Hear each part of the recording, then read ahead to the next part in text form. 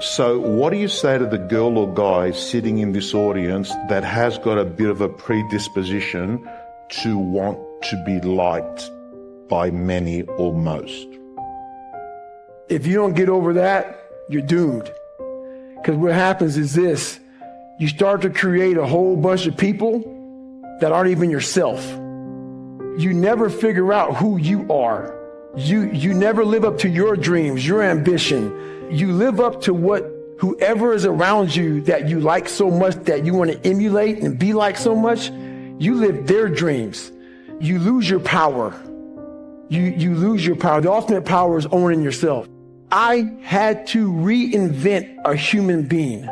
I sat at home for so many fucking nights by myself, broken, not just physically, mentally, spiritually. But then I sat back and said to myself, I invented a motherfucker. I actually sat back when I was fat, nasty, out of shape, miserable, and created a human being in my mind that didn't even exist, and said, that's what I want to be. I want to be that guy. I want to be a guy that's capable of doing exactly what I'm doing today. And you have to, if you weren't born that guy, that mentally strong guy, he can be made. Woman, man, whatever the hell you are, it can be made. But in making that person, you have to be able to turn down book deals. You have to be who the fuck you are every day of your life, and never care about anybody who gets in your way that says you're not doing something the proper way. I was always afraid of people not wanting to, like, when you get beat as bad as I did, I lied all the time. I wanted to be accepted and loved and all that shit that I created about 50 people. Whatever you like, I like. Just if you would be my friend, just be my friend. And that's where we get lost in life. When I post about suffering, this whole new kinder, gentler, soft-ass fucking world, they just fucking, oh God, this is horrible. We talking about, no, suffering, if you know how to do it without making it out to be like, I'm not talking about you have to go through cancer.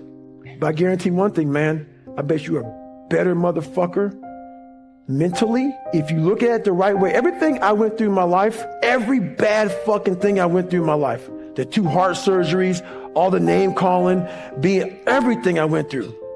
If you learn how to flip that motherfucker on top of his head and say, hang on, there's so much power in this fucking thing. And if you look at life as it is a trial ground, a testing ground for where you need to belong, where you need to go, suffering is a fact of life. And if you look at suffering the right way, it's a great tool to callous your mind. If you look at it as suffering, woe is me, this is bullshit, God, kicking rocks. If you look at it like, okay, motherfucker, you're testing me now. I get it. Whenever I'm being like depressed, I go through depressed moments, I go, oh, hang on, I'm getting tested. So you have to be aware of all the signals and signs that are being given to you from the world. One of them is if you feel bad, you're being tested. How are you going to perform under that? And that's suffering is a part of life, very needed. It's the only place, man. I'll never forget when I was younger and I lived in a $7 a month place and it fucked up. Everything was jacked up. I had a pair of jeans and I'll never forget this as long as I live. You know, first day of school, people go school shopping, right? Week out, 2 weeks out, maybe a month out. We didn't have any money to do that. So I had this pair of jeans that the inside of the pocket was green. The inside of the pocket was green. I wore them almost every fucking day. So what I did for the next year of school was I cut that pocket out so the green would show. So it looked like a new pair of jeans. All I wanted was money. All I wanted was a nice car, was a nice home. The second I got the fucking money to do it, I realized it's bullshit. That's why I don't own a car. I don't own a place. I don't own shit. You will see me wearing the same fucking shit every fucking day. Nothing. What I realized is all I wanted in my life was look at that fucker in that accountability mirror and be proud of. And everything else went away. while you need money to be successful, you need money to live, you need money. Money does buy a form of happiness, because without it, you're fucking miserable. But once I realized it doesn't mean shit. It doesn't mean shit for me. While it helps you, it also hurts you to come from darkness, because why? It's easy for me to sit back and say, you know what? Poopy pants mentality. I want to sit back and let the world take care of me now. And that's what I'm talking about. Don't play sick too long. While my childhood was so messed up, I played sick way too long, and I almost lost tons of opportunities by playing sick. Because it feels good to play sick. My dad beat the fucking shit out of me, man. I couldn't read. I can't read.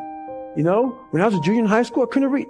If you live that life, yeah, it feels good for people to, oh man, you know, that's just David, man. He's just not real smart, and he had a bad life, and you get a get out of jail free card. That's nice. It sucks doing what I had to do to get here today. That was not fucking fun. That darkness is not, there's nothing that dark to drive me to the places I had to go to become successful. On the flip side of that, if you come from a silver spoon family, you have to realize that. You have to realize, fuck, there's people out there like David Goggins who had nothing, fucking nothing. And I've had all this opportunity in front of me, and I'm a loser. I'm not shit. So what does that say about me? The conversations are very similar. You have all this opportunity, and you've gone nowhere with it. I'm at the bottom of the barrel, and it could take me a lot longer just to get where you're at for the starting line, to be fair. There's a barrier in your brain. There's a barrier. You got to find out what kind of removes that barrier from your brain. My biggest barrier was my father. And once I removed that barrier, I was free to think. And once I felt good about myself, I was free to put action in. I never felt good about myself. I never felt good about myself. Whenever I would get somewhere, the demon would come back, put me right back in the cage. If you don't go back, like I'm a runner, left knee hurts.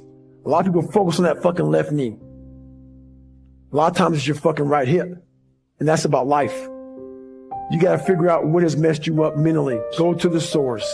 Go to the origin of the source.